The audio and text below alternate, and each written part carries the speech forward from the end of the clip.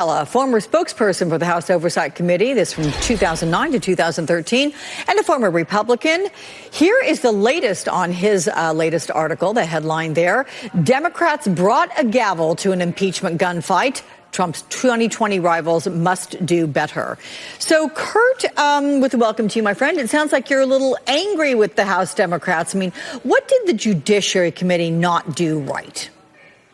I'll tell you, Alex, I really feel like that Democrats have not been willing to fight fire with the Republicans. Republicans have been very disciplined, right or wrong, true or untrue. They've been very disciplined in what they say almost every single time a member of the Republican conference was speaking or questioning a witness or giving some sort of monologue. They were saying basically the same thing.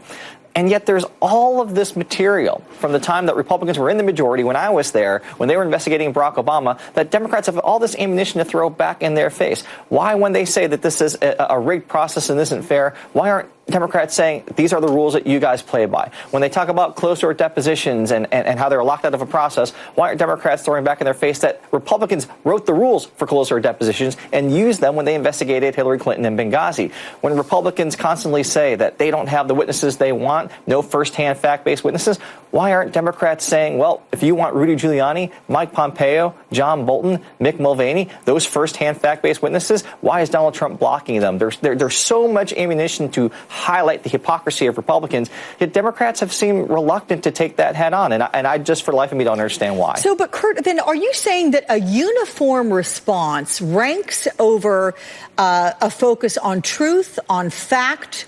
Does that rank over? Look, I mean, a lot of Republicans, they were obfuscating. They were just pivoting from the questions, not answering directly in response to truth and fact. I mean, does that rank over truth and fact in this day and age?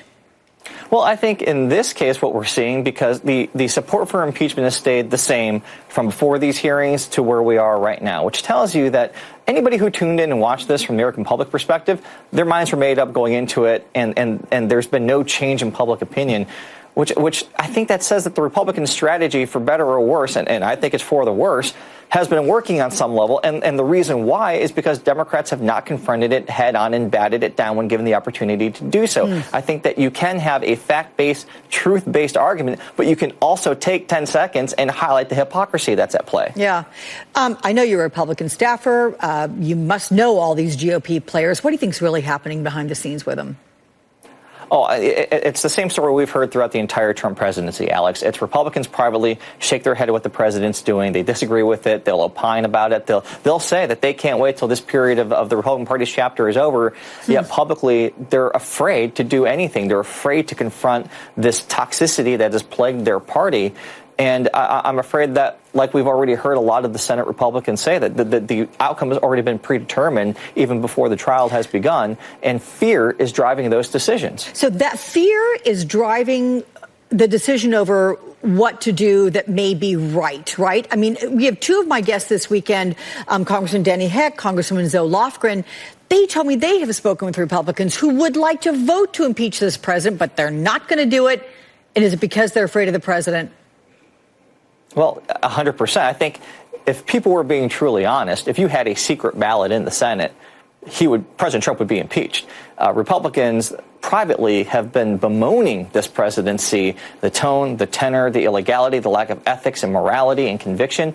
Yet again, publicly, they're so afraid of being primary. They're so afraid of the base that they're feeding to every day that they're unwilling to do what's right. And I think that just tells you how really broken and how fundamentally systemic the Republican Party is broken now. And that even after Trump leaves, whenever that might be, these underlying issues aren't going to be fixed. This has been building for such a long time, Alex. It goes back to when we saw the Tea Party form at the beginning of this decade to where we are now. And for so long, we've seen the quote-unquote establishment Republican Party have been held hostage by the base, and now it's gone from being held hostage to being completely taken over by them. So do you think Republicans believe that voters respond more favorably to leaders who are seen as fighters regardless of the facts?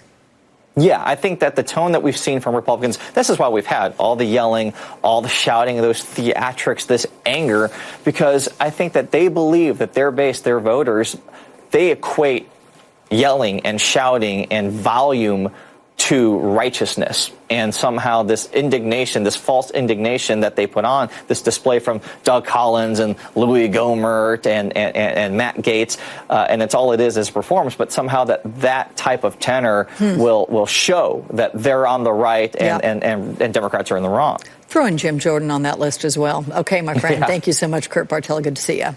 You too, Will Alex. impeachment